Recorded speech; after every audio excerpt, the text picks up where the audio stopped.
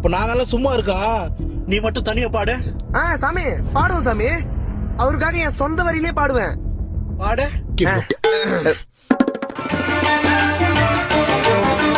11 மாதம் பாவியா இருந்த